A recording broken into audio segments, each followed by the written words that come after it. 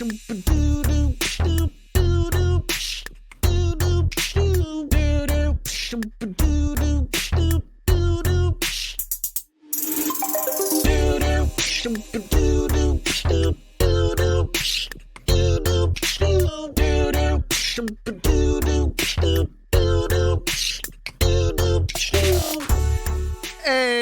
everybody, welcome to episode 164 of Tactical Crouch. I'm so tired. Woo! Wake up. Time to wake up. You want to hear some sleep advice that I picked up that actually works according to my Fitbit? If you can. Okay, three quick steps. All right. Okay. Short, brisk walk. Probably like best 2 hours before you go to sleep, if possible. Take the dog out or something. You can do it. Wool socks during the night helps you acclimate body temperature. And then within 3 hours of sleeping, either temper it like I do low. Like I basically open the window and sit there without a shirt on. And currently it's cold in Germany, so that works. Not sure if it works for you. Maybe you need. I mean, you're in fancy schmancy San Francisco. You'll find what's it called? Cryogenic chamber. Cryogenic. Yeah. I'll do one of those. They have those like they're like a 35-second cold freeze where they put you in like negative 70 degrees temperature for like literally 30 seconds, and it's designed to like totally invigorate your body. No thanks. No way. Yeah. But brings you back home. Come on, straight to Minnesota. Really improved my sleep quality. I did a sleep study. A couple or last week, and I'm waiting on the results of it, but sounds like my sleep is prone to apnea. Imagine being bad at sleep. Imagine just someone coming up and saying you're bronzed here and sleeping. To be fair, sleeper. Hello. I'm hard stuck bronze because of my teammate. So. Oh, blaming the teammate. Hey. Oof. Anyways, I hope we're talking about the dog. Well, I mean, to be fair, there's a team of 4 now. We've got Katie, the dog, and the cat. Cats are terrible for sleeping. You know, he's not actually that bad. Yeah. Like he's been really good about number one, I sleep with like a fan just blowing on my face. I just like I want to be sleeping in like 20-mile-per-hour winds whenever possible. And so he doesn't really come and bother me a whole lot because he doesn't really like the wind. So he basically just comes up, gives me a little purr, and give him a little pet, and then he goes and sleeps with Katie. Or does other things in the apartment that who knows? I don't know how things get where they are. It's true. There are temperature devices for your mattress, which you could look into. So honestly, we did for the longest time, especially because our specific apartment has our bedroom is on a corner and it's almost all windows, so it basically gets really cold in the winter and it gets super hot in the summer. We had 2 months out of the year where we had $400 electric bills. Ooh. Because we had to run the AC because we couldn't get the temperature below like 85 degrees. Oof. Wow. Windows open, and we're kind of right over a relatively busy street. So it's like even then keeping a window open, we still do it anyways because it's better than, staying hot in there. Suffocating. And so, but then you have just the loudest cars going by. Only loud cars drive at night. Did you know that? Yes. They only drive at night. Motorbikes. Yeah. People overcompensating a lot. Someone just wakes up at 1 a.m. goes like, "Oh, my Harley needs to be driven," and then you're just like, "Yeah, it's like time to go to work. 3 a.m. on my Harley, like in my Chevelle." Jeez. With an air horn. With an air horn, blasting like Despacito or something, and it's just the worst. Anyways, by the way, chat, if you want to see pictures of my pets, discord.me/Kickedtripod. I have a channel dedicated just to showing off pet pics, so you can hop in there anytime. I promise that's not a euphemism. Who would call it their pets? What would they? You know, Rule 34 is the thing, I suppose. I guess anything could go. Anyways, we're an Overwatch podcast, and we actually have Overwatch to talk about this week. Yay! Woo! We'll give it a. We're there. We're so close. We did it. So, like I said, we have some Overwatch. We had the Steelseries Invitational. We also had a Washington Justice scrim event, which was Open really cool. scrim. Yeah. A good balance of some fun, some actual competitive matches. Yeah. So we definitely do want to talk about those today. But before we do, Eric he's worried I'm going to skip over the patrons. We can't skip the patrons. I don't skip the patrons, Eric. Come on. Yeah. Patron producers: Refine Bean, Ferdino, Battlecrab, Picasso, Lolshin, Rex Zane, Sir Girthalot, Porkchop Sammy, Cautious67, Shar, Nathan, Your Misery, Fabled Steven, Roger B, Chris R34444, Bronzebot, Boohow, and MFG. Thanks so much for supporting the show. If you like the show, go to patreon.com/tacticalcrouch. Sign up there. We were going to have in our anime meeting on last Friday. That it ended up being a little bit weird with timing and stuff. So are we doing anime on Friday, Joe? Let's do it next Friday. Yeah, I can't do this Friday either. Yeah, let's do next Friday, and then I stay posted in the Discord, and then we'll find a show. I won't do another straw poll, so some of these degenerates can't cook the books. So we'll find an ethical way to vote on exactly what we want to watch and go from there. So far it's been a success because I've thoroughly enjoyed watching the entirety of The Promised Neverland. So big ups to I think Yiska kind of recommended that in our chat. So I don't think we'll get on with it. Mine was Violet Evergarden. Ah, that's right. You watched the entirety of Promised Neverland? I watched all of season 1, and I'm well into season 2. I thought we were doing this together as a team. Oops.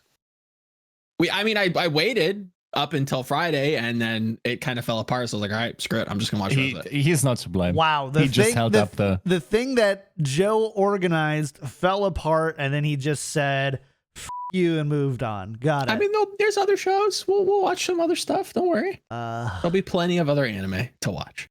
Wow. Anyways, Katie's super into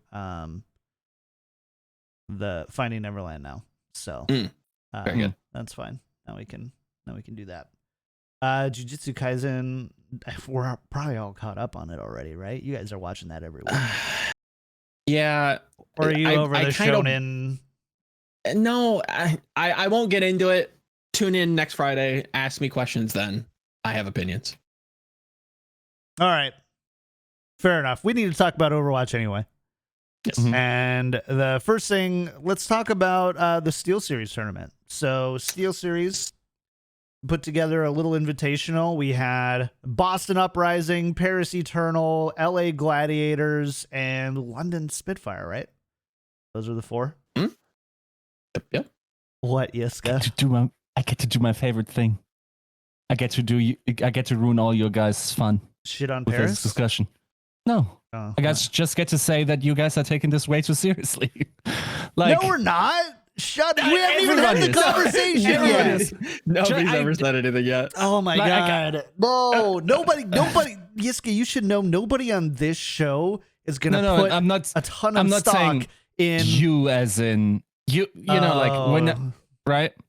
You as in only the people that you want it to apply to make your argument valid. Got it. I want to just make as many people unhappy as possible, of course. I'm very efficient at that. That's patreon.com/tacticalcrouch. Guys.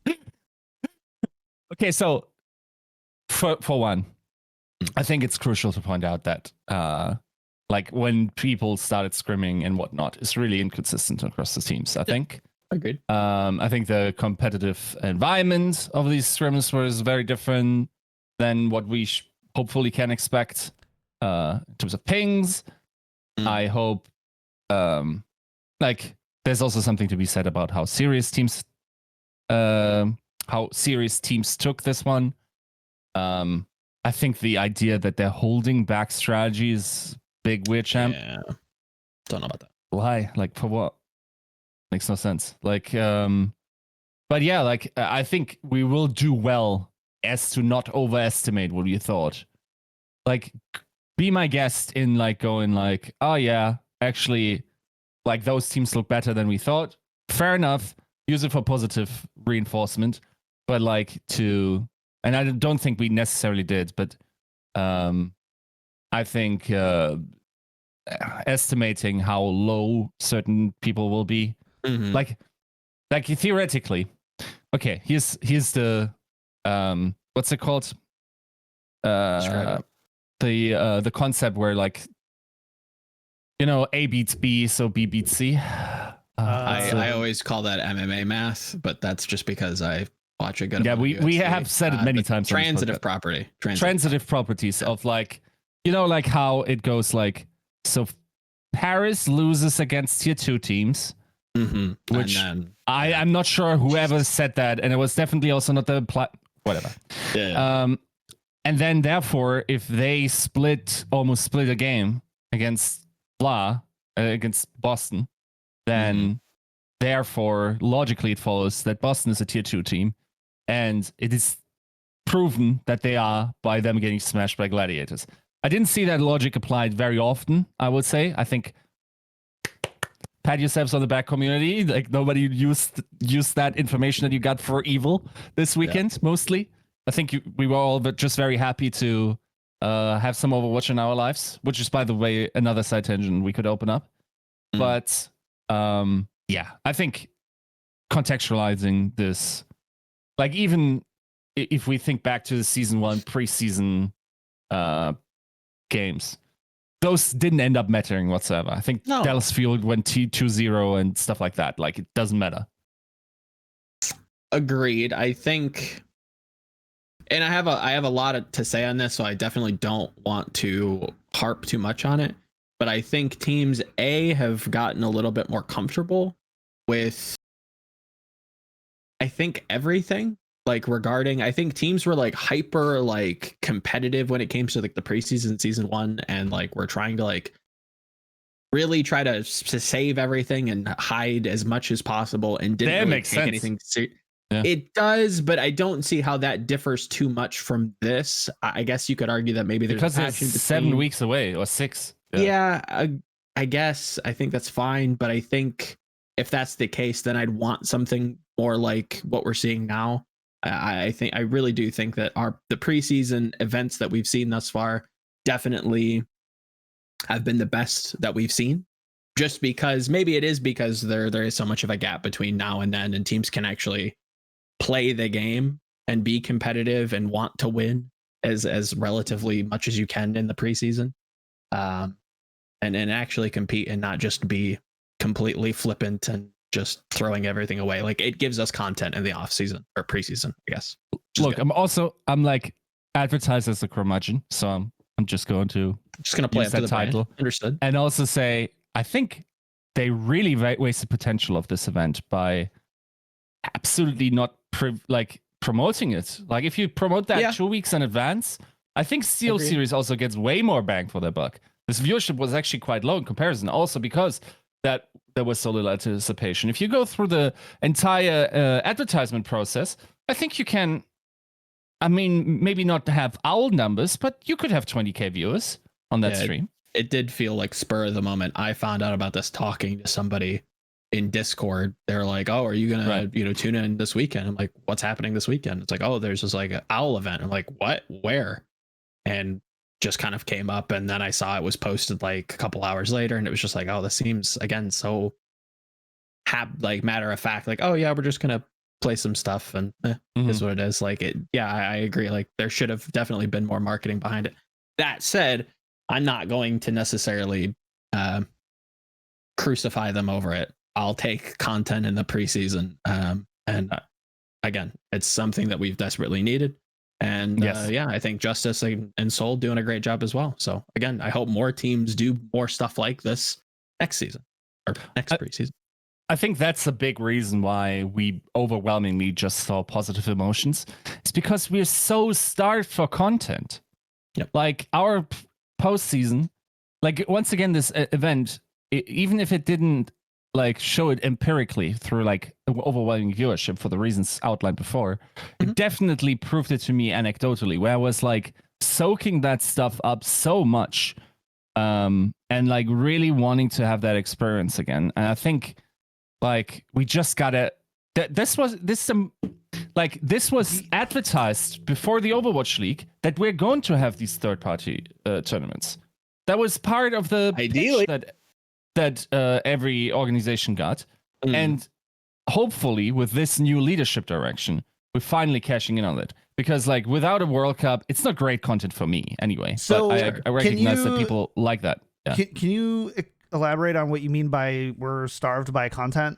Do you just mean by actual gameplay content? Yeah. And not the third-party shoulder content that we've been getting? Because I feel like there's at least 5 or 6 teams in Overwatch League who have been putting out consistent content.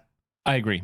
At a relatively high level. And then, so like, you know, just like just the making Outlaw sure stuff we're big time, for instance.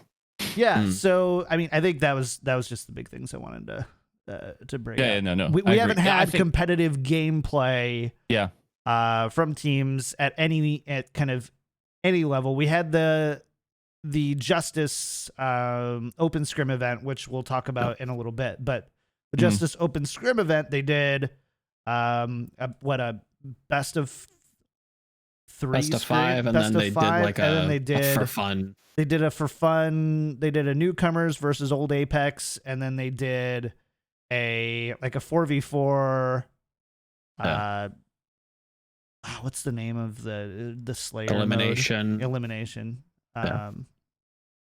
Map type, and like that was great. Like that's honestly, in my opinion, that's how off-season events should be run. Yes. Like you have that little competition, and then you want to goof off, switch it up, let the other players play with each other, and let that's one of the really cool things about esports in general. Is like, you know, for professional sports, you can't really like mix around the players on the different teams a whole lot. It's just not very feasible because they're all playing almost all the time, and you have all-star games, and those end up being a huge spectacle because you get to see what would happen if we switched this up and did this, and just like let it happen and be fun. It's such an easy and awesome way to make something fun, and then you don't have coaches being all concerned about where strats. It's just not really a consideration. Yeah, I think for me, like I'm not even really like, definitely do the fun stuff. And I think that keeps people engaged. But I would like to see just more competitive stuff, like a cup or something that teams actually participate in. And honestly, just invite contenders teams as well. Make it a scouting spectacle on top of that.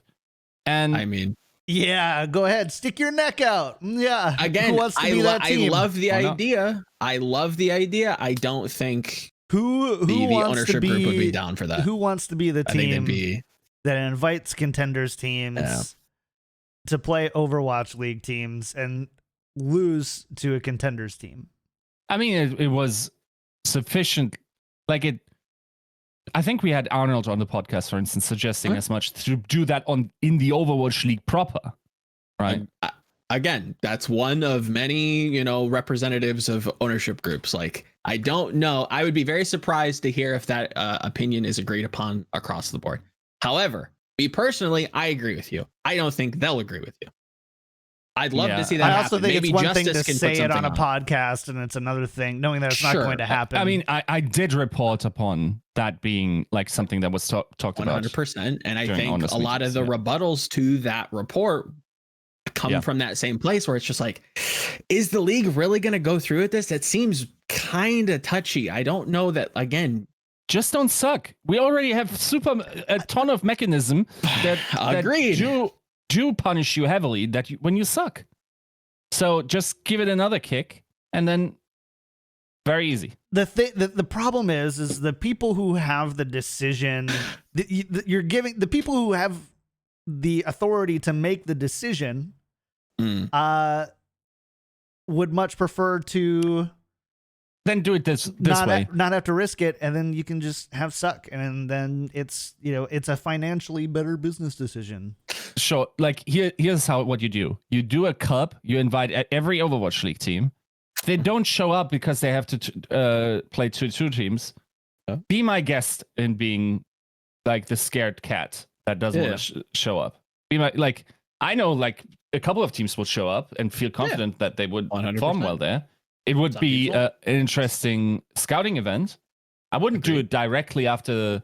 The problem is it's really hard to find a proper timing where you're already past the fatigue of playoffs, but then also have it be relevant towards pickups. I'm not sure if a timing like this exists actually. So, yeah, I think what I'd rather in a realistic world, what I think would be better to do is we get back to the academy model and then do an open cup thing where teams can only have a maximum of 3 of their Overwatch League roster and 3 of their academy roster going against. I don't care for that. I don't care for fun events. I really don't. I mean, I couldn't care less. That's fair. Those academy teams would be scrimming and playing against their parent team quite a bit anyway. So it's not quite. I agree. Yeah. It's. I would disagree that it's purely a fun thing. I think you can get really good competition out there. You could see how individual players perform against rosters, and perform and slot into those things. And you also give the coach and the franchises an opportunity to kind of see how different looks fare, where on paper maybe it didn't look so good, and the only way to test that out is to scrim them or quote unquote call them up, which really hasn't happened in Overwatch League anyway. Mm-hmm. So I still think, to your point, I think if you were to maybe not mandate, I don't know exactly how or how married I am to the idea of forcing teams to have academies, but if you could, I think that would be much more agreeable or charitable from the ownership's perspective to have tournaments with academy teams and maybe some invited teams that want to participate, have a cup in the preseason well before, you just punish teams that don't shell out financially by not. Yeah. Sorry, I didn't mean to interrupt you again, but nobody is saying that we wouldn't rather just see the best competition across all levels, the opportunity to play each other, see who comes up on top. No, you're definitely not getting that from me. I just, at the same time, Yiska, be realistic. Dude, here. we are having let's be realistic. Tier 4 teams in Germany play in cups against Bundesliga teams, and they kick them out of competition all the time, and nobody's crying about it. The American soul is so fragile. Jesus Christ. I don't think it's. First of all, you. This is not an American idea here. No, it is. No, it definitely is. It's definitely not. It's absolutely protecting the franchise. Not. Absolutely, yeah. American leagues are just so good at putting the best talent at being a rung, 2 rungs, 3 rungs above any of the other competitive leagues in season around there. It's just not even a comparison at this point. I'm trying not to tilt off the earth right now. Because the difference being that usually a 70-year-old isn't going to outperform anyone older in traditional sports. Well, that is true all the time in esports, right? So if you have developmental leagues outperforming the top leagues, right, in sports, that just doesn't happen, right? Sure. But in esports, it does all the time. So it isn't really comparable. But we don't care in Germany or in Europe about football teams being upset by way lower ranking teams and putting them into competitions directly. There's just there's just not even an equal thing. United States, North American sports structures are so funneled up that it is incredibly rare to see a single player, let alone an entire team, be able to transition into the top level play. The same is true in European football apparently as not. well. If you got tier 4 teams knocking out sometimes they whatever punch else. up. Sometimes they punch up. It's just how it works because the others have harder season structures and whatnot, and maybe there's also like it just doesn't happen, at least at the highest level. Like we could probably argue in like in the developmental leagues. Maybe like you have college teams would have like a single A team beating a triple A team or something like that in baseball, sure, but there's no combination of single, double, and triple A players that is going to beat any Major League Baseball team in a best of honestly, maybe just any game period. I mean, it doesn't happen regularly for us either. I mean, like I'm talking less than 3%. I do wonder because of how NA is structured with the franchise and how much like capital they have to spend. I don't know that like bottom teams, or not bottom teams, but like lower tier teams have the capability to keep around players that would be able to. I don't think you realize just how the samey it is in European football. It might be still what the percentages are of even a bad team. Like for instance, I would say at no point did any team ever have a lower than 2% chance to beat the San Francisco Shock in the league. It just doesn't happen very often. Okay. Like there's always the probability of like for instance in this season, like I think Bayer Leverkusen or whatever, it's like a tier 1 team. It's not the best team, but like they lost against the third or fourth like stage thingy. And it's like the fun stuff is that you don't necessarily play in the structures of the host team. You pull it out of that environment a little bit. It's definitely different football because these guys are basically butchers very often. But like it's also why the Bundesliga, for instance, has the strongest tier 2 and tier 3 viewership comparatively to their tier 1 viewership in the world, because everyone can punch up in cups and everyone can be promoted, right? So it's I mean, again, this is a very genuine and ignorant question. Is this just from Germany, or are there like very flourishing that also happens football clubs? No, it's same in I think pretty sure in the Premier League you also have a cup and you can punch up in the cup. This is just also just so difficult to try and translate because, like, number one, the United States has premier leagues in 4 of the top 5 sports in the world, right? The one it doesn't have obviously being soccer, but football, basketball, baseball, hockey, it's the NHL, NFL, MLB, and NFL. Like it just is. So it's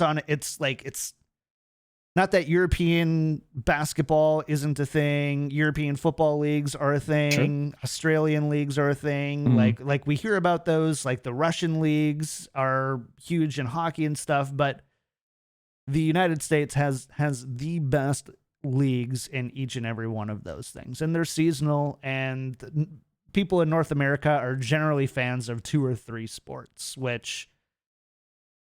Very generalized here. All I hear is Yiska talk about is hockey, or not hockey. All I hear Yiska talk about is soccer. It's just soccer.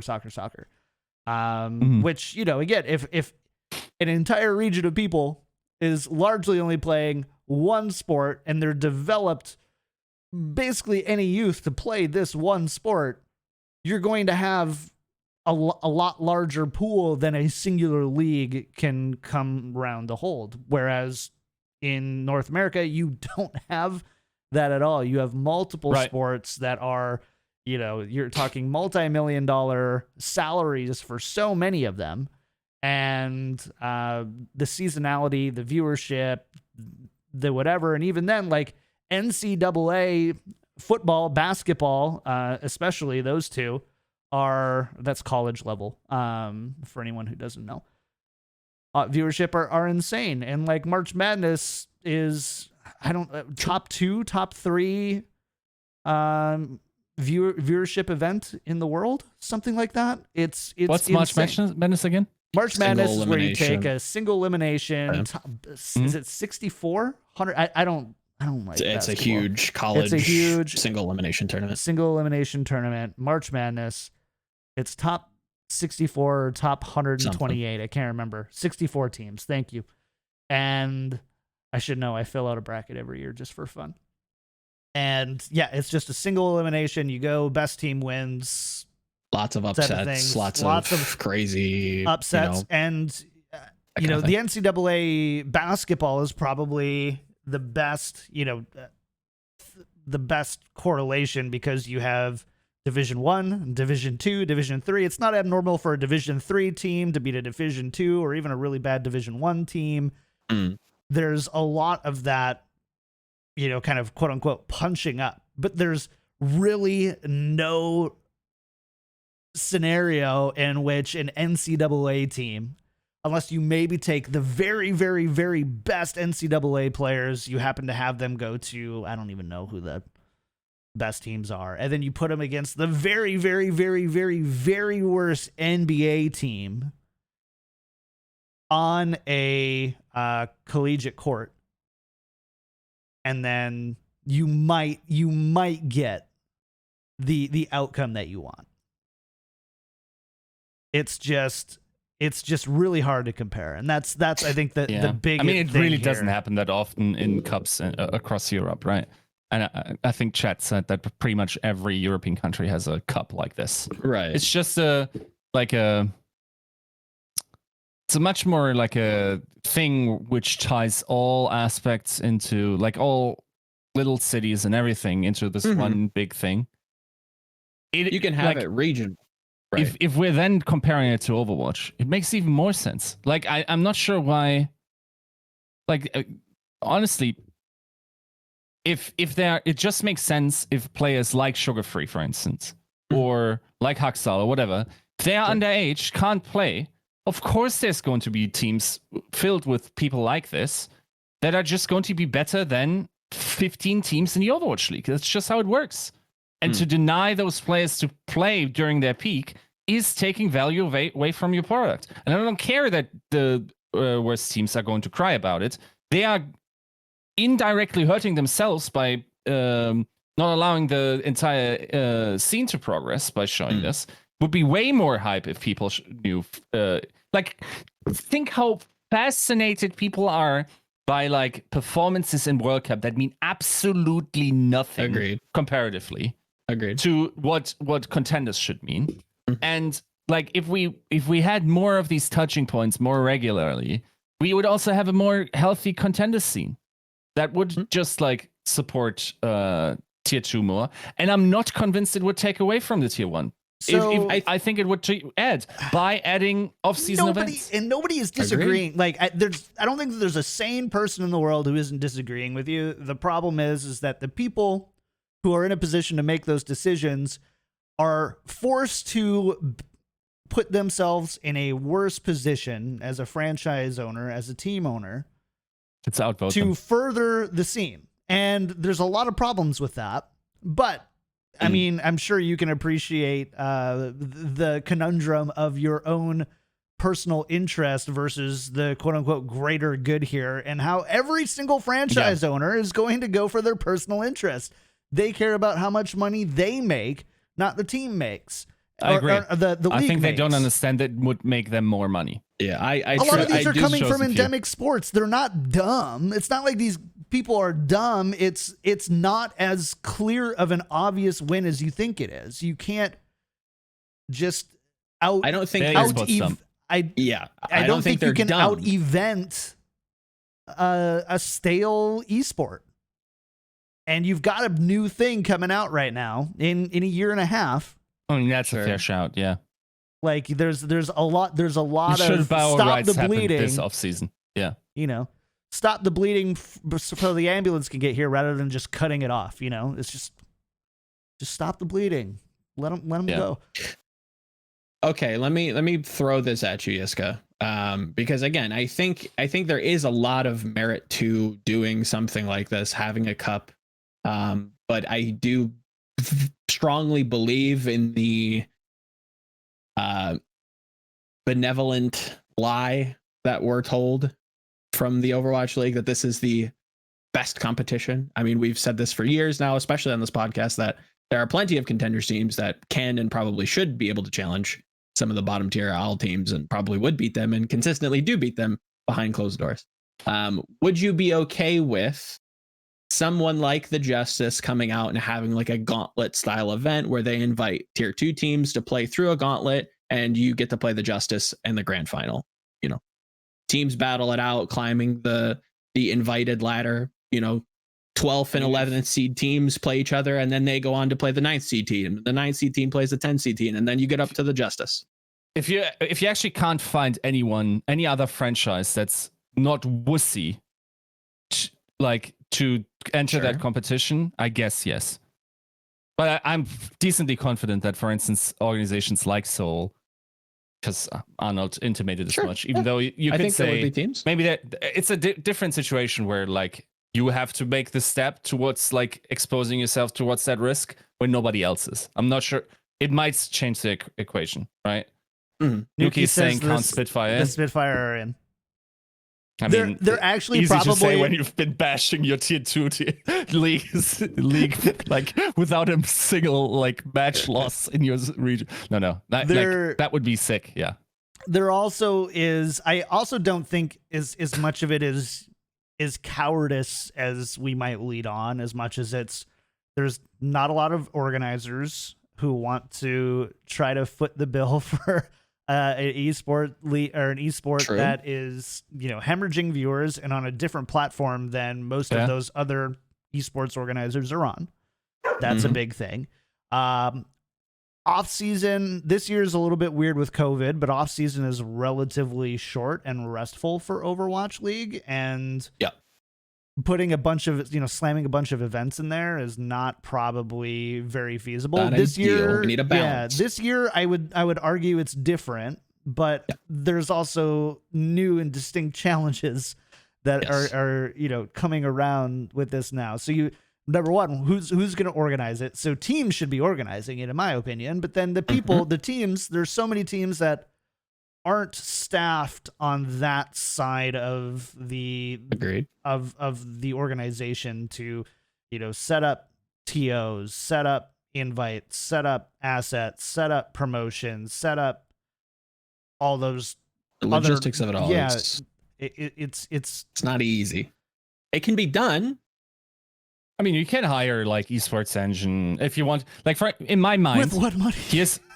Yeah. No. How it works is like I was watching like an IEM press conference where they just went through the process of like having a really small Katowice in the beginning, and Intel was there from day one playing the long game. I think they're in 15 seasons now, right? Sure.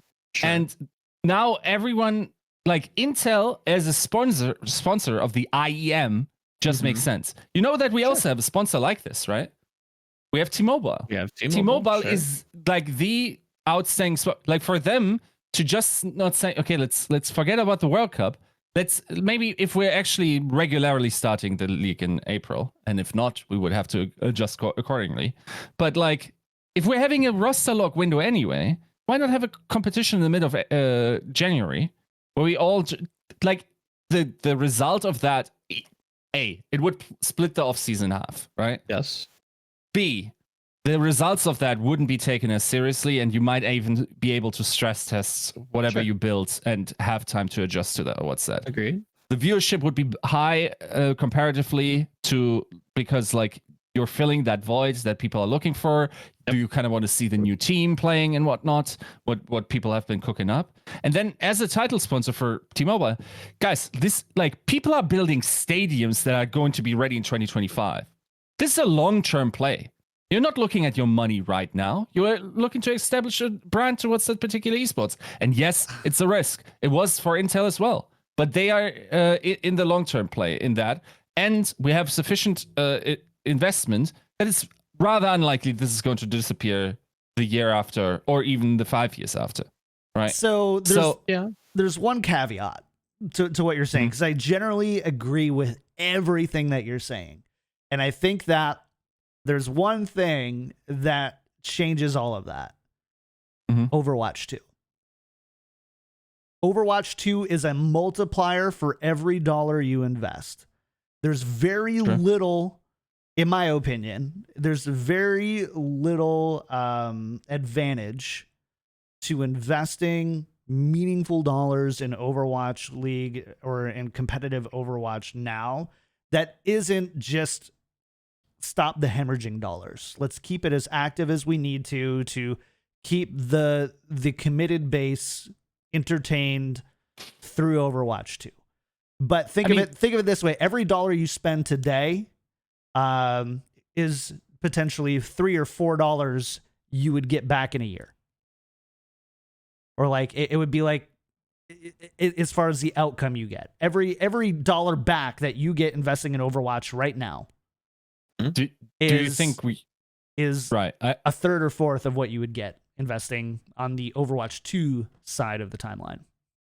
I mean, there's also the line of thinking where not investing now like lowers the base from which you multiply from. And like, yes, the eventual sponsorship dollar will be equal. You could also make, like, if you're Blizzard, you could, for instance, offer more for that particular time and also say, like, later on, if this actually blows up, your rates are a little bit lower than they would otherwise be because you helped us early. Those types of deals, like, I'm not into business. Blizzard's doing the same thing, though.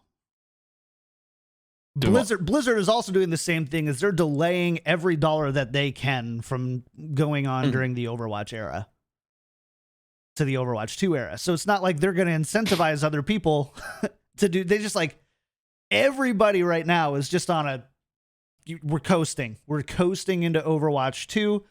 There's going to be a ton of ramp up 3, 4, 5 months before Overwatch 2 comes out. Right. You're going to see a ton of money going in again. You're going to see those $100,000 tournaments going on TBS or whatever the hell that was. You're going to see TV deals again. You're going to see that type of money reinserted back into Overwatch. Yeah. But I personally believe that. I think it's an awkward time to discuss this for sure. Because of that, I think it's a little bit with the power of hindsight that it's also, honestly, with the promise that was made in mind. It's also like, yes, I understand. Maybe this is more something that you would revisit once Overwatch 2 launches. We also don't know if Overwatch 2 launch that launch window. Do I want to? Okay. Like, maybe it bridges us over the offseason anyway, right? By the way, no juice, just thinking, what if Overwatch was to release in February and like we're still starting in April, then 2 months of the offseason are already cut, possibly also with beta and whatnot, right? So, like, maybe we don't need it for this particular offseason. It's just really weird that we haven't had it for this one. Yeah, and that's where I kind of want to push back on the hindsight. Obviously, this has been one of the ones before. Yeah, exactly. One of your staple soapboxes for a long time is that, we should have, cross-divisional competition. And more off-season content matches, yes. Sure, we need more off-season matches, but obviously, and I think you'd also be in agreement with this, but obviously, correct me if I'm wrong, we don't want too much. We also want teams to be able to rest and maybe even opt out of some of the off-season content because of, the demand of these constant changes, whether it be, again, won't point any fingers at any formats, but I think you can pick up what I'm putting down. Right. I do think we want a detoxification period, but we also need, again, it's a balance. We need some sort of content. We need some sort of competition. I think the players also probably want some competition, and it would be good to have something in place of the World Cup that is a little bit more prestigious that maybe everybody can compete in, or, if they want to. So again, agreed. I don't know exactly where to put it though. I think the Steelseries event, it was probably a higher cost event that we've seen recently because they had to pay casters and the observing crew and everything else. But the Washington Justice event, I think, could have been done on a very minimal budget. Yeah. Spent probably $500 to $1,000 on assets. If they didn't do that in house, They pay Avril. Bree probably is just taking his salary for doing that. Yeah. You get a team to do a couple of fun things. You give them some participation money. Call it good. And all in all, it's probably a $10,000 event in and out. Yep. You know, like I don't doubt that they probably not lost money on it, but I don't think that they've made that money back yet. And they're probably also not bothered by it, if I had to guess. Like, it's not a ton of money. They're probably not bothered by it. It's in the, you know, pull it from the marketing budget. Again, John, this is maybe a you question, but it doesn't seem like a gigantic loss. It depends if the teams took a paycheck. If the teams didn't take a paycheck, they made money at some point or broke even, and they put some really good content out there that Was it charity? That I don't know. Am I misremembering that? Chat Could be. I mean, I think that's another avenue that you could take. You could even go charity with it. Yep. Compete for your favorite charity. You know, hey, we're the San Francisco Shock. We're going for Doctors Without Borders. Hey, we're the Paris Eternal. We're going, I don't know, something French. You know, you could do it that way. I'll also say, like, these off-season tournaments have such positive effects for the community. They do. Because as we analyze, like, even though I'm being a negative Nancy again, but overwhelmingly everything that was seen was received positively. Yes, that's also because it was close in most matches, other than the final. But like for Steelseries, I think I tweeted that true. Yeah. I tweeted like the less content we have, like we're just on this lonely island of like, and we just have each other to post on Reddit and Valheim. Come up with like follow like either power ranking lists, 10 threats after another. You're contributing to that. Can't moan too much about that. But then also like this guy followed this guy on Twitter. Is this guy being picked up? And then like everyone is atrocious apparently. Like we're just like cannibalizing ourselves in order to get content. We're trusting like anonymous sources with ridiculously low hit rates. Like it's just the content that is going out and that is also being championed because people want the real thing. I learned a great word this week. It's called it's a German word. Ersatz. Okay, in English it would be Ersatzpleasure or like substitute pleasure, right? Where instead of what would be Ersatz? I don't know, like. Basically, yeah. Can I guess what you're trying to get at? Okay, I'll give you my awkward one. Okay. You want to have a really awkward one? Sure. Okay. No, I can't actually say that. That's okay. So would this be something like instead of doing something, you do something instead, and usually that. Yeah. Okay. I'll phrase it this way. Okay. That's the one I was thinking about. But for instance, during COVID, you don't have a lot of like physical interaction with other people and a lot of touch. Like, for instance, my Ersatzpleasure. Yeah. Married meta guy. Jesus Christ. Okay, this is just peak COVID. And I did it before as well to a degree, but like this, now it's like a thing. Like, for instance, the Ersatzpleasure for touch, for physical human touch, would be to have some warmth pad or something that simulates the experience, right? Sure. Or like rather than, for instance, doing a thing that's really exciting and really cool to do, you rather like, for instance, a project where you think, oh, this has really potential. Instead of doing that yourself or like taking steps in your company or like creating a company yourself to do that, you go to a guy and bemoan like, well, why don't we do that? Right? Like a drive-by of like, that's pleasure of like the experience. And in the same sense, the Ersatzpleasure for actual games and celebrating our teams and players is to like, just like muddle and gossip and do the worst of the worst types of discussions regularly over half a year period. I disagree. I think that the Overwatch or just about any esports fan base will gossip year round if you give them something to gossip about. Oh, 100%. And they would choose to do that If we had a rumor mill, a churning rumor mill of players moving around and it was all as spicy as it is during the off season, it would dwarf any sort of game thread that you would see. I don't disagree. I think rumor mills and drama and all that stuff is definitely always do well. But the fact of like the fraction of it doing well would be a whole lot smaller if we had other things to celebrate and be very positive about. I don't think this would dominate your news cycles as much as it does if we had other content to consume, whether it be competitions. And again, I'll bring it to the league's, front office. There's nothing from them worth talking about right now. I think they're doing a fine enough job with some of the things that they're doing with like, the pros analyzing their gameplay. That's great. Again, I think we're waiting for something. I think people really want something to sink their teeth into, and they're not getting it.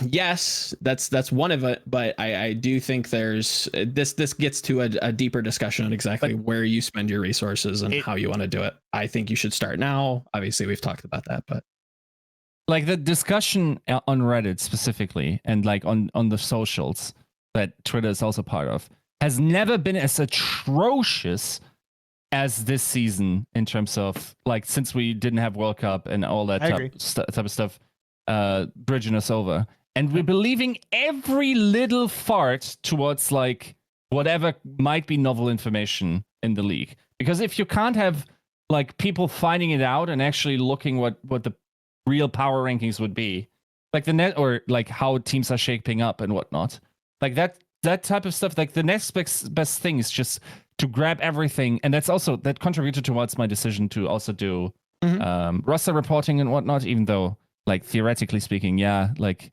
teams, you need somebody ethical to do it, right? And that's where you kind of stepped in, where you're like, okay, if this is going to happen, you might as well do it the right way. Yeah, I mean, you just gotta, like, I don't care who it is. Like, I think it leads to better outcomes if you're not anonymous, so we can clap you if you get something wrong. And it's like, it feels like it's worse. Some of these accounts aren't even one person. They can share the responsibility and just feel really safe about their like miserable reporting.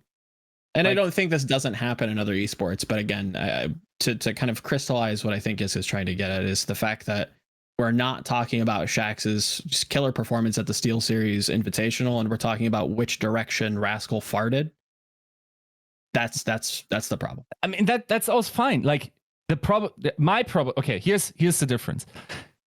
I think we're now, like, this week has been much more entertaining and more fulfilling to read Reddit comments towards, like, even if it's not the real thing, because it's still like pretty much like fun games as we outlined. It's much closer to the real thing than having battles in Discord servers about who is good and who is not, without any ability to prove anything at all, right?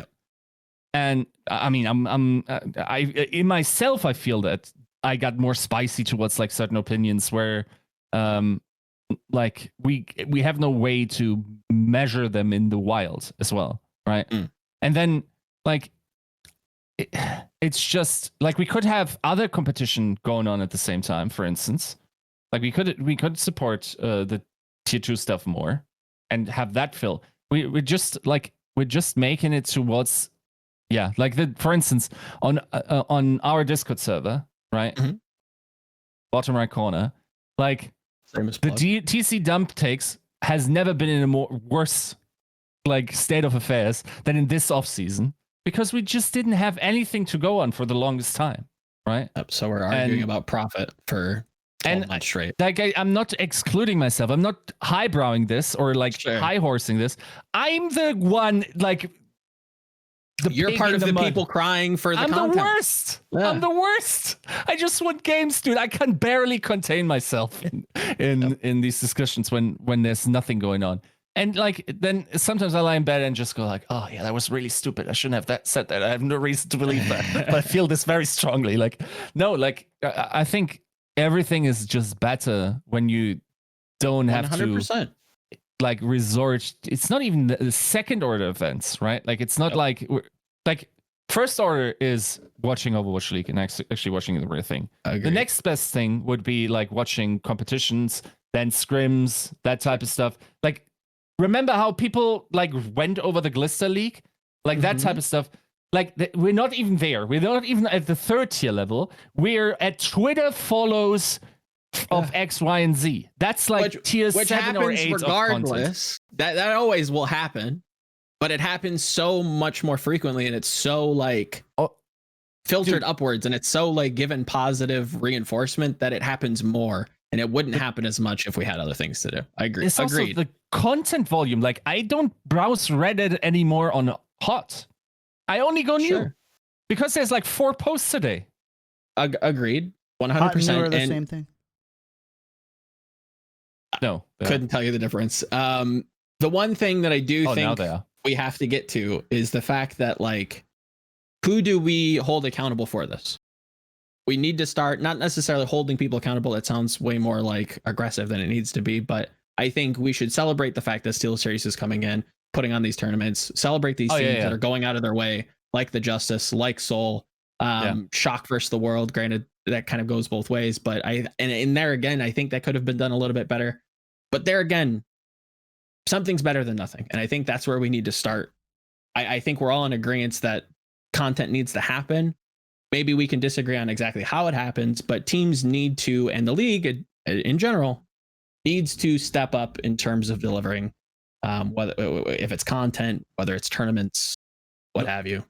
In many ways, this is an unfair nudge. And I think in a way, like... Is it unfair? I think it is. I interpret my role like more so as a journalist, but also here, which is not journalistic work, don't interpret it as such, to push for the slightly unreasonable to make it so that it is reasonable and achievable.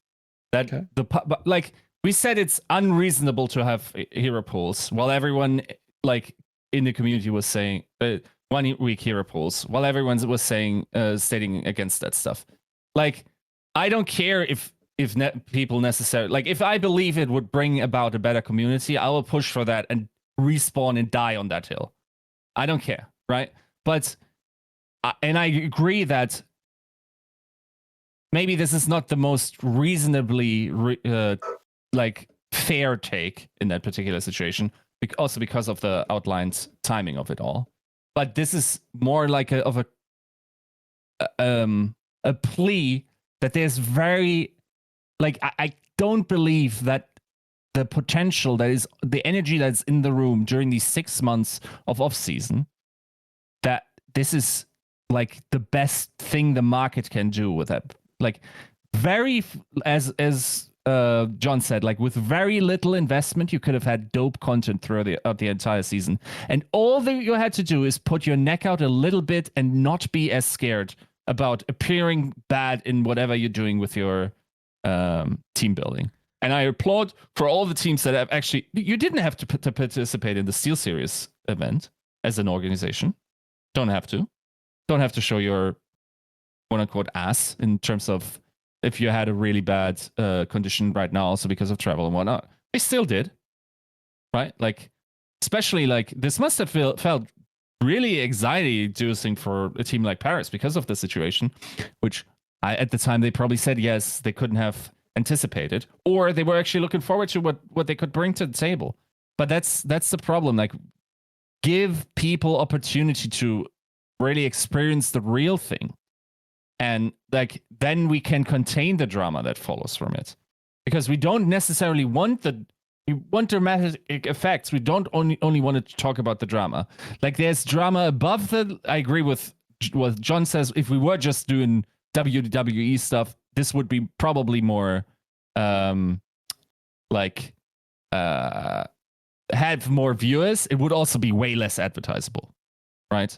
Like, nobody, like, if Dogman takes a chair and starts beating up someone else, it's really hard to monetize that if that's a real thing, right? Yeah. Or let's say if someone starts just cursing all the way, like, if people were just like streamer behavior, then that would be more interesting, but it probably wouldn't be monetizable as much. And where we want to go with this. Overwatch has, and Overwatch League specifically has a unique problem to address in the sense that their best content is not around actually playing the game. And by best content, I mean most viewed content, most interacted with content. And not I would say every esport kind of varies as far as I honestly don't know. Maybe what do you think it is? Just to help my thinking. I would say roster leaks are probably its best interacted and most viewed content, and then shoulder entertaining content. Like honestly, Plat Chat has more viewership and probably brings in as much sponsorship money as the Overwatch League does further, at least in an individual match. Obviously, they sign season to season. But as far as what you look coming back out, I would be surprised if it's not pretty close. Yeah, I think like in terms of viewership hours, I think it's different if you have 40K views on a 2-hour VOD every day because like there's 10 matches. And then like against Plat Chat, also, I would think it's probably less monetizable. But that's a part of just not having a properly optimized product. Yeah. If people are only wanting to watch you that much, and that's the best way to get to optimize your product, then Overwatch League should be doing that. And they are going since towards season one, route, ever since season one, we've dropped the number of viewership hours, dropped the number of game hours per week, if I remember correctly. I think that's true. Yeah. I think it's at least safe enough to say that the line goes like this. It might squiggle a little bit, but the trend is going down. Mm-hmm. On top of that, what did we just talk about last week for a ton of time? Prime time games. Yeah. That is literally just like, give me my 2 hours of really good Overwatch League. And I know that, I'm going to get railed for this opinion because number one, I love Overwatch League, but I think I love it in a very different way than you two do. You two are very smart analysts. You understand the game at a micro level. You are passionate about the game at a micro level, and you see the scene in the way that you find the game valuable to you. Yeah, and then I do the same for me. Yeah. And it's not even bias feels like it's a derogatory thing. It's just I see and use lenses very differently than you guys to no single one being better or worse. In fact, your guys' input on it and thoughts on it are probably more valuable than mine because I see it more from the business side. I see it from more of like, I like to wear jerseys. I don't really care who's the best. Like, give me a reason to buy your jersey. Give me a reason to tune in. Give me a reason. Whereas I think for more competitively minded viewers, it's I'm going to tune in as long as the competition is good. The production value is to me, like, obviously I want better production value, but as long as I can see what's happening in the game, that's not that important. I want to see players pop off. Mm-hmm. I think it would be more correct to say that you guys would like to see teams pop off, if that makes sense. Sure. I think I know where you're going. So I think that's just where. No, I agree. There's a disagree. Really quick, and then I'll let you have the floor. I think I agree that there's a definitive disconnect or like difference in how people enjoy this. I'm not great at taking those into account, but I also think the potential for enjoyment in the off season for people that are watching for your reasons is also very high. Do you think that's kind of my question real quick? Yeah. Do you feel through your lens of enjoying this game, do you feel catered to in the off season?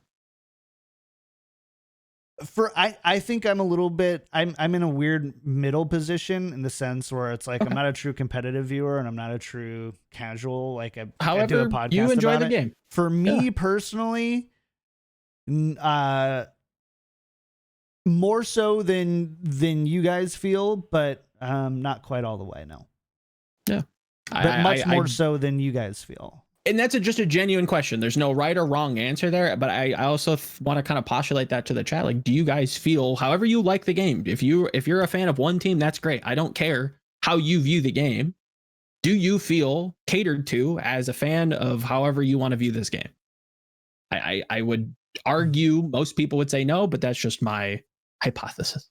I was just gonna say, I know a lot of people whose favorite way to consume competitive Overwatch content right now is highlight videos and podcasts and recaps and social media. Sure. And a lot of that, I think, comes down to the just sheer number of hours there are to watch. The lack of clarity and understanding of what are the good matchups to watch, which ones are the bad ones, the lack of stakes for 85% of those things. Like, those are all very easy, fixable things if you're more worried about the casual, quote unquote, casual audience. And I don't think it alienates either the more competitive viewers at all to have that. Yeah. And that's just, it's just tough. Yeah, I think, like, I remember writing an article about just the different little people I have in my heart that enjoy Overwatch in different ways, where some of them enjoy the competitive integrity and the equal grounded matching of skill and just like thriving, like seeing people do the best they can as a team. It's just like almost a spiritual experience, but it's also I also have the narrative guy in my heart that wants to see stories that make sense, right? And that sort of are tagged together. And then, for instance, Hero Pulse doesn't do a great job of that if the performance is different or wildly, and I don't understand the language that my story is written, for instance, because it's like, I don't know, like Roadhog Sigma or whatever. And I think in terms of the content that we do, I think if you have games on, we can all congregate around the fire, and everyone can have their own little thing what they want to do. The guys can like, some can get marshmallows, the other guys get mushrooms, or whatever you want to do. But like, I can have competitive I can have the competitive experience while other guys enjoy the narrative of like, oh, what is this new team, like that type of stuff, or like having cool moments because like teams don't feel as heavily about having to win this one, so you get like ridiculous plays that they can match up and whatnot. Like, all of that is incorporated once you get games going. Everyone, like content creators that are good at creating that specific type of content, will congregate around that campfire and just create that content for you. And we will just have, like, it's just not enough to have more off time in the season than actual play. It's just not in a calendar year. And we are using a little bit of dirty data for this year, right? Because of COVID, because of the long extensions, 100%, yes. Because of Overwatch 2 coming out. Like, this is by far the most extenuating the circumstance has ever been for competitive Overwatch, and we need to recognize it as such. There's definitely an aspect where, if I factor all of those things in, it would be difficult for me to ask for much more from, I guess, the individual teams. I think more than anything, I think the Overwatch League, nothing should have changed, and we should have been having a lot of content and a lot of first party tournaments, whatever else that looks like. I mean, I'm still surprised. Like, I can't believe no single team that I've seen on YouTube has come out with, building Valiant or, building Justice, where they actually sit down. You do. Like, I'm sure maybe one or two's in the film room, like it's getting edited. Yeah, you maybe, do a 6 to like 8 week, 15 to 20 minute piece of shot content, which, editing costs would be, total cost for something like that would be probably around $15,000 to $20,000. Okay, real fast. Yeah. Toronto has like a 3-part series that was actually kind of interesting, but again, I know how you feel about Toronto. Continue. Like I said, so also, no team. Yeah, exactly. It's also like, let's remember, we're the scene where 20,000 people tuned in every weekend to two guys sitting in their bedrooms, very much like the situation could be, for fuck all prize money, without any idea that this would lead into the Overwatch League, and we just did it for the fun of it. Just liked to see that type of content. And I think we can be like, we can attract the type of people that also just like that content. And like that, it just leads to a better, like, I don't want to overdo it, because there's definitely something to be said about rest time for the players. Yes. There's something to be said about like when teams are building their rosters for the season. So I'm not like, there's also something to be said about fatigue and whatnot. Like, I'm saying, like, if we're actually only really having like a 5.5 month season, there has to be something in the middle. And yes, I understand that like BlizzCon not happening because of World Cup is not great. That was still not enough. It still wasn't when everything was open. Just the World Cup was not enough. It wasn't even enough when we had the group stages. I might be changing topics a little bit here, but CDL, would you say that CDL has much stronger franchises as far as fan bases go than Overwatch League? Yeah, because they built that up over a decade, right? Yeah. But I mean, they all had to create new. You know, you've got Minnesota Rocker, you've got LA Thieves. Yeah, I mean LA Thieves, yes. LA Thieves, and Minnesota Rocker, I think, is another one that they've done, and really interestingly, they've done. Basically, the point I'm getting is, why do you think I'm going to offer or go off the assumption that I personally believe that the CDL has done a better job at building franchise fan bases than the Overwatch League has. The franchises being more marketable, the players being more marketable, whatever that aspect of it is. The CDL is a stronger model for this new franchise league than the Overwatch League is. How much weight do you put on the fact that Call of Duty is such a like stable game? Yeah, that could definitely be names already made, right? Yeah, it's also like we actually allowed people to be called the Atlanta Face and the LA Thieves in and the Optic, where like that. We don't have that was a good decision. Right. They didn't originally though, right? They changed that. I think they had to struggle a little bit for a moment. I'm not sure, because it was like the LA Gorillas, and then when 100 Thieves took the spot, they were able to get 100 Thieves. Yeah. Right. I would imagine there was some sort of. I think Atlanta Face and Optic team always had that name. I think they just fought for that. Like you just don't want to abandon these. Like that's the good part about in the CDL. I think all the guys that are endemic and agree that it's just better, or like the league seems to agree that it's just better for everyone if we have established storylines coming in. And they admittedly were also much more established than they were in Overwatch, because they had like way more time on us at the time. Yep. I still firmly believe it was a mistake to not allow, for instance, Dallas Fuel to call themselves the Dallas Envy, and bring their legacy into that as well, and bring the fans along with that, even though in large parts it did because of the players. But like, I agree that they did better, and I think we're catching up in terms of like like customizing our content and our tone towards the actual makeup of our scene and what kind of people watch us. But I also think fundamentally COD had a stronger base to work from initially. Had, again, like decades of time. I think like Scum might have more followers than like half of the league combined in terms of Twitter followers. I think he has like the Washington Justice million. YouTube has less than 6,000 subscribers. This show almost has as many subscribers as the Washington Justice. That shouldn't happen.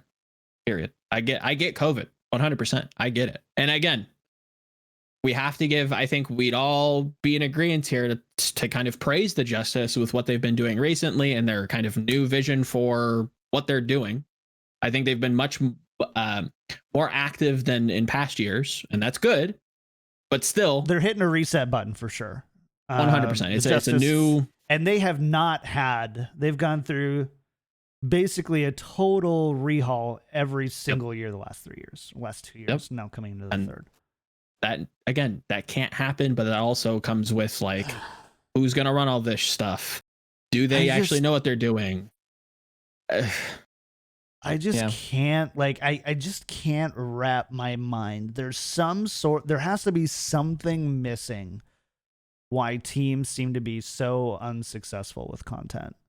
And yeah, that's weird, right? It's just like, I just can't put my finger on it as far as like what it is. And do we need 100 Thieves ownership in the Overwatch League? Was the cost too high that it put in too many non-endemics and building from scratch and like forcing people to go from behind? Because like, how do you get how do you get an so individual player? I don't want individual player interviews every day on a YouTube channel. I think that's dumb. I also don't want like 3 pieces of content a month that are, too long and too produced. Sure. There's, what do you... I like in comparison, like just to give people an idea, right? Like for instance, if you had an esports interview or whatever, and you would compare in CS and you would compare the ratio of like how many people are expected to watch that on average against like someone that creates learn to play content for some like Volamel or whatever, or 3 Clips Philip, I think was his name or whatever. The ratio in Overwatch is bonkers off. Like these educational channels outperform teams, even the educational content from teams, super heavily. And like there's dope content to be done, but it's like honestly, like to a degree, like for instance, I absolutely didn't understand why Contested with Jane and Avast didn't pop off. I don't understand. I really don't understand the audience. I think they had a YouTube channel. Well, then they posted to YouTube after, but they went live on Facebook, and then but you're still right. I don't understand. Like, are they in algorithmic click holes where they just have to grind out of, and because like the audiences aren't used to like getting that type of content? Is the distribution wrong? Do people actually care about something else in Overwatch? Like it's really hard to figure out what the core audience is. I think that competitive Overwatch does relatively poorly when it comes to like content, and we can all agree with that. But don't other games like Call of Duty have, Valorant is another one, have really strong learning channels while still having really strong competitive channels as well? I'm not sure about Valorant, but yeah. Not necessarily. I was just thinking of Valorant from like an educational standpoint. I think there are plenty of people. Shout out to Peak. Love again an Overwatch alumni going out there doing it big. I think he's like a Cypher guy now, like showing people how to lay them tripwires and cyber cages and whatnot. He's killing it. I think there will always be that educational content. I think that's ubiquitous and evergreen for any game out there. You name it, there's educational content and it's killing. I struggle. My big gripe with all of, like, and not necessarily comparisons. I don't think you guys are comparing them, but when we stack Overwatch up, none of these games change fundamentally as much as this one, and the community never gets to learn the game. So they never care about, why did we swap Torb on Hanamura point B on the third fight with, this time left remaining. They never get into the X's and O's. And I'm not saying you need to, but even you're not even getting anywhere near it. You're not even like touching an iota of like, oh, I wonder why they did that. They don't care. The players aren't necessarily feeding that into the interviews. because they know what also kind of like is going to do well. Like the thing is, I go always back to the fundamental issue with this game that no other game seems to really have a problem with. We started poorly. We had a false start, and it's just snowballed out of control. And now we have a clear division on terms of like the people who play the game, love the game, but have no clue. It's two different worlds. I would just love to work. I just go to an Overwatch League team, give me $100,000 to create a year's worth of content. Yep. I think you do it too. I trust that you would have the vision. I guess the issue is like, do you have the trust? Would they trust you into doing that? Because I think that I was talking about $100,000 for my budget, by the way, not for my salary. Yeah, not your pay. I do believe that the Inside the LA Valiant was probably the best produced and most honest, maybe even too honest in some scenarios, and I think we all know exactly what I'm talking about. Piece of it, behind the scenes content, and I'm not surprised that it did as well as it did. Did it kill by any stretch of the imagination? No, but it also only happened for like half of season 1. If this was ongoing throughout the entirety of 4 seasons, I think it probably is one of the best piece of content. And there's probably LA Valiant fans still watching it today through the debacle that's happened. Like if you give John a camera, just stick him inside the locker room and give him like the trust to be honest and open with the community through that content, I think it does well. But we can't continue to just mass produce like, yes, sit player down and tell them to talk about how they're going to try really hard today's game and then show me 5 minutes of gameplay and then that's the content. That's not going to do well. It hasn't done well in 10 years, and you have to try a little bit more. You have to try a little bit harder than that. And that also gets back to the endemics. I think again, I'm spitballing here. I would trust that the endemic franchises in Overwatch probably do better in terms of content than non-endemics. Correct me if I'm wrong. And I'm, again, honest and very genuine question. I would trust that would be the case. I don't actually know. Like, here's an interesting thing, right? I understand that there's something like educating an audience towards going up the algorithms and whatnot. That's all fine. But there's also something as like having like a distribution channel as powerful as the Overwatch League should have with their various platforms. Agreed. So if you look at, like, for instance, Karq's videos where he goes like one tip, whatever, right? Yeah. Like these videos get from 2.7 million to like 300,000 amount of views. You know what our pro player how to play type of stuff, it's 25K on the main channel. Yeah. Why? I don't understand. Like, I understand, yes, what I mentioned, the algorithms, like educating an audience. I'd say the format as well. I don't think that explains it. I almost feel like there's an adverse effect where you're like, this is a pro, I don't want to watch, or something like this. I have no idea what the reasoning is, why we can't get this off the ground to that degree. I do think there's some merit to what you're saying. I think algorithmically could be better. I think the format, again, Karq has a fantastic, just like bite size, immediate. I get immediate value by watching. There's not a ton of like, oh, well, like kind of abstract, obtuse concepts. Like, well, we could do this. Like, it is very much X's and O's. One tip, boom, go next. What's my next tip? Look down when I'm, crouching and do this, that. Like, it's immediate. It's impactful. I can use this in my own gameplay. I don't need to like think about compositional mismatches and positioning, and it's too obtuse for most people. I think if we started with that kind of stuff, we'd be at a different point now, but we have to kind of start small and work up big. I think, again, why isn't the Overwatch League, but why isn't Overwatch taking Karq and being like, look here, do it for us. I don't care. We've seen it in the past with some of the prominent community members making great content. I would love to see Karq get put inside of the Overwatch League brass and start to develop content specifically for that audience to bring them in.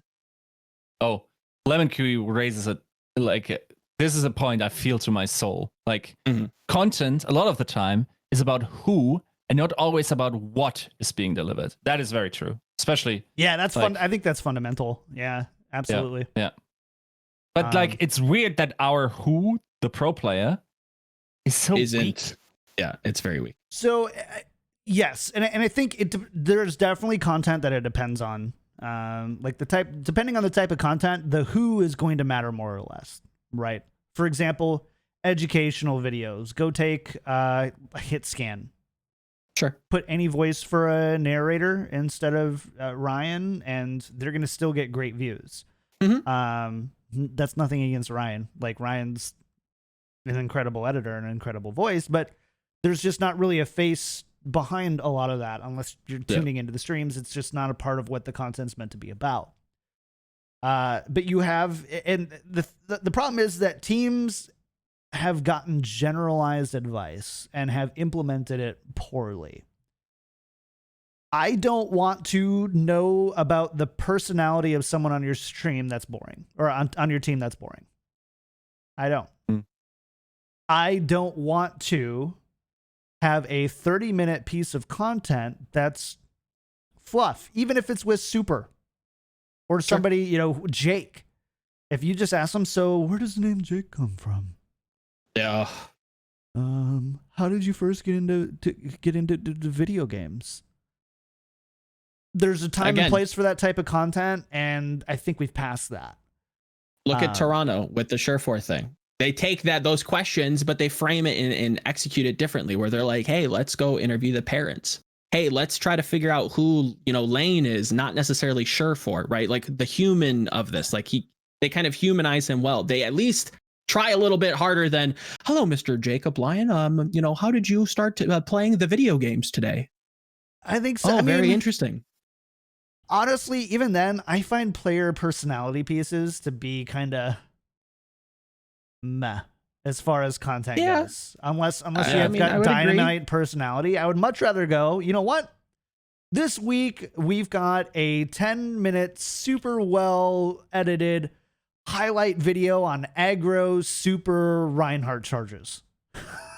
And it's just a clip of Super's a video of Super's most insane clips that gets shared over and over and over again. Shows him being not toxic in a bad way, but being aggro, and you put it together with really great pacing and really great music, and I think that gets shared everywhere. And I think Yiska won't ever watch it, and I get it. But even then, I've seen Yiska with very high skill plays. He'll share those. He'll share those videos. Is there a spot to do the 5 most impactful moments from last week's matches for the San Francisco Shock, where you have somebody sit down, identify these 5 moments, and talk about them with a coach? Put Reinforce in charge of it. Reinforce, go find me the 5 most impactful plays. Give me like a bite-sized, crystalline explanation of why it was impactful, and let's argue about it.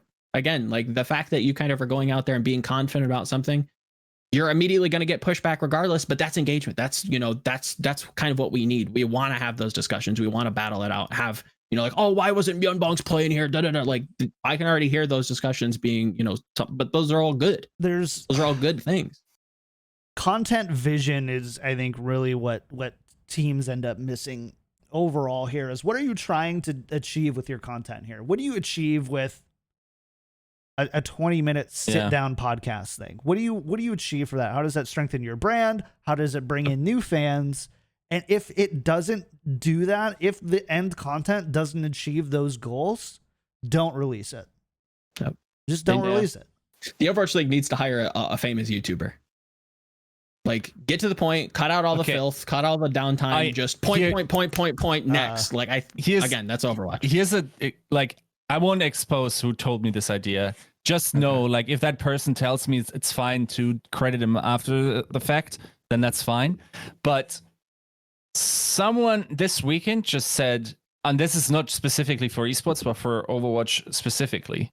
Mm-hmm. Imagine just like how you could change the tone of how we think about this game if you just threw money at the OTV crew right now. And like how you could reframe the discourse about that game to like, wait, they're having fun in this game?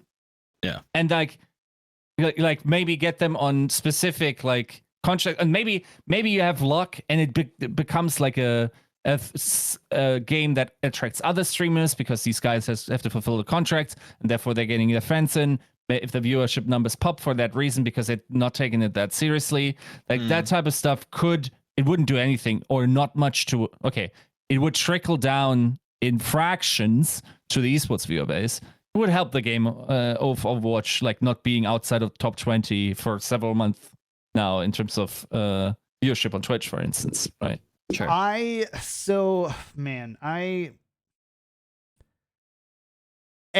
don't think that you can. I don't think it would work today. I don't think you could throw money at offline TV today and have it look like anything more than Overwatch throwing around their big Blizzard beans and trying to get people to love their game that they've neglected. And I feel like it would be an awful. It would be an awful PR move to do, but. If it's not organic, yeah. I think some of the worst stuff that Overwatch let happen is they let Tim the Tatman get out of their community. Imagine if Tim was still just streaming Overwatch. I mean, and maybe chat can correct me if I'm wrong. I think they did promote his stream, but there again, they pay him. Moon's another great call as well. There's a ton of streamers. XQC. I mean, XQC. Like, look at the people that we had. And they still try to bring those guys back in from time to time because as best as they can. Yeah. But the problem is that for whatever reason they weren't able to retain them. I have a reason. I think I know, but go ahead. This game. It's the game. Has to slow down in certain aspects and ramp up in others. We cannot start this game in 2016 with no hero limit being a core fundamental principle. That is a tweet posted by the official Overwatch Twitter account numerous times. The response to people going, "Wah, Torbjorn 6 stacks too OP, Ryan 6 stack. Oh my God, nerf, please." This is copied and pasted numerous times. We've gone away from that ad nauseum. We can't, that can't happen. We can't have all of these changes and expect people to still like this game.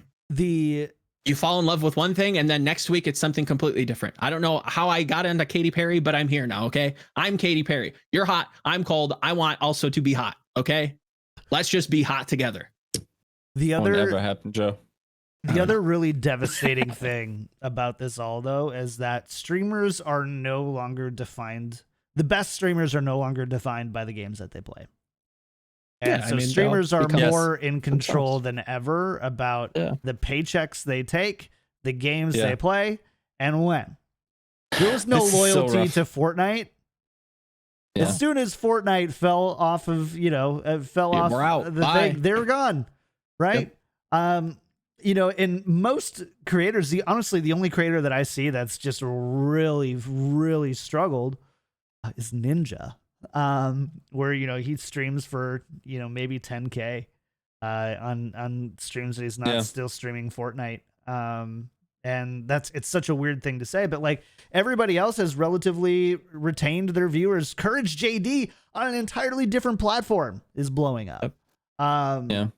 And so when you have those types of players, are those types of creators, they go where the viewers are, not necessarily where the money is, at least long term. Like you couldn't afford to make somebody like Courage or Tim to play your game for the next year.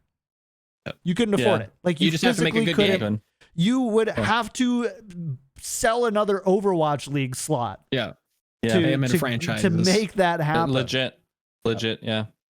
And it's hard. Like that's a problem for all of esports, because like if you think about it as like the evolutionary pressure on the professional esports player is to be highly professional, grinding hard. Like it's almost like counterintuitive to be the best in the world while also being entertaining, right? Yeah. And if you are, why the hell are you in esports not being paid a fraction comparatively than being a streamer, right? Like, why would you ever not go the route Shroud went? There's reasons. There's not a lot of crossover, is what you said. So number one, there's not a lot of crossover from great entertainers and great gamers, like top tier 1 gamers. We were very gifted in Overwatch that we had Seagull, we had XQC, Jake, so Dogman, Reinforce, Surefour. You had, I would say the problem is, I would say by most large entertainers aspects, some of those don't quite get up to that top tier, but they are entertaining enough. Yeah. But any one of those is supremely disadvantaged by going to the Overwatch League instead of being a content creator. Dude, it's like, that's the problem. Like, it almost needs to be the competition that's the draw somehow, because if it's the best to go to bed at 9 a.m. after you've eaten your peas, but exactly 39 grams, like your doctor told you, to optimize your performance, well, someone else is gobbling it up, and that's the best content on Twitch. Like sleeping on pizza cartons, basically. Like those are completely different areas we're getting to, and we're like, unless we make the competitive product to be super enticing, or to be the main thing, and maybe it can't be. Maybe this is just not the time, the zeitgeist, if you want, for that to be the most attractive thing to young people possible. Like, I often feel disconnected in that. Like, I think both, like, the older generations that I communicate with, like my father, my uncle, like my great grand uncle, so like grandpa level, like these generations, that's their top tier content that they're consuming. Like, they're watching sports for the competitive aspect, right? They want to see the winners. I'm not sure if that's necessarily like always going to be true for the sports. 100%. I don't. And there's maybe a generational shift where, because we found out somehow that content, like that there is something like even juicier, like what you could do than competition. And like, then it is sad, because like, I think we're losing a lot of value that competition brings to society.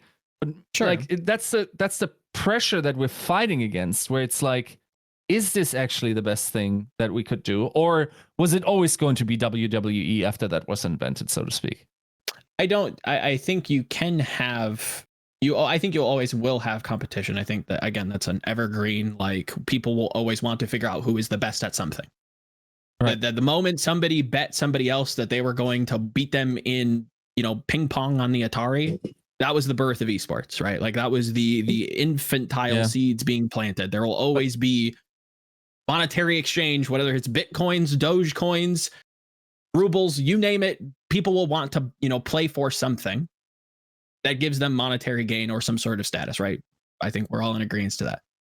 What can't happen is it can't be more effort than it's worth to be able to try to compete and then still chase it after that, if that makes sense, right? Like, you can't work yourself to death to chase after competition. You can only do that so much. Where something else, whether it be a new ecosystem, a new competition you want to chase after, becomes a lot more attractive, or just going the opposite around, being entertaining, becomes way more attractive. Overwatch has a problem. And again, goes back to the fundamental game kind of theory that I've touted. Because we continuously change, we don't have big stars, we don't have a rich history, we don't have entertaining people that you can call back to and look at their history. We don't have, people staying and not staying loyal, but chasing after a dream because it's too far off. You have to work so ridiculously hard. And I'm not saying everybody should be given participation medals, but this game asks so much of you because it changes so frequently. And there's so much just obnoxious hero pool garbage that's thrown at these players and these coaches that makes them go nuts. Let's call it what it is. Like this is affecting them more than I think they're letting on. And it's not worth it. At the end of the day, at the end of the season, you're seeing more player burnout. You're seeing more people leave. You're seeing more people go to different games. You're seeing more people, go on to be streamers and content creators and maybe even for other games. We don't retain people because this game isn't worth it. Period.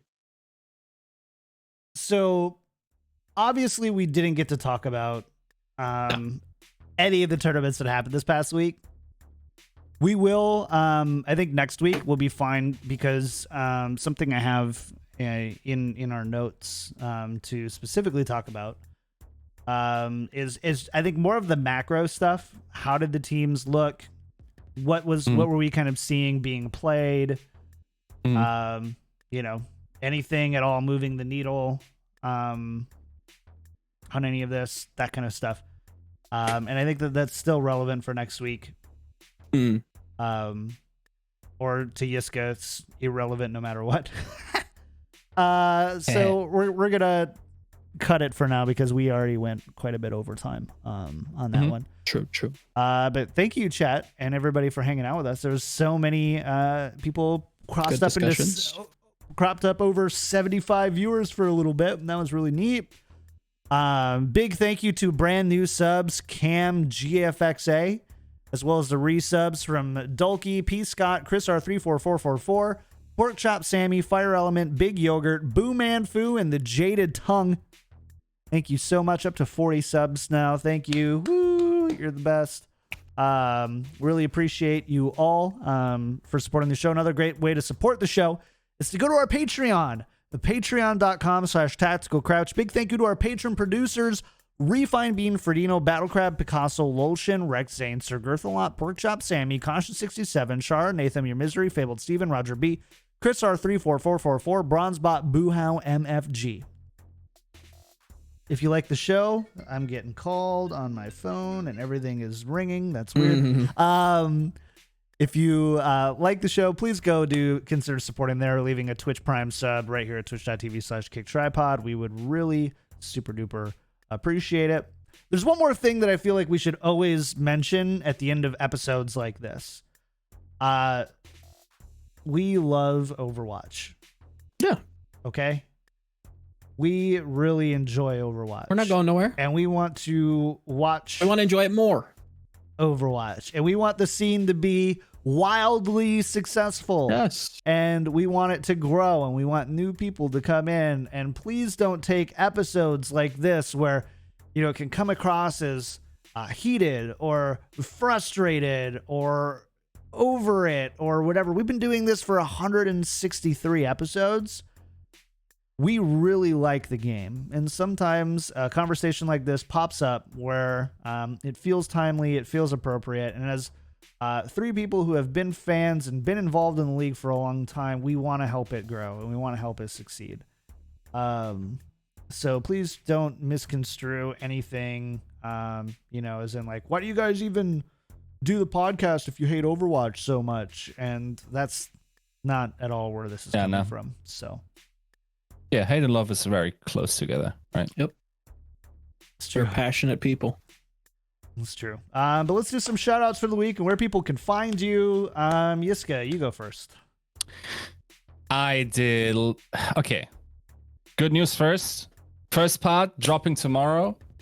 Dope content with another head coach. We sat down, like the actual podcast, the full thing would have been over 3 hours. We talked about stuff. There's some good stuff in there. Once again, so much good information. And I hope people actually at least take the time to read through it. Too long didn't read.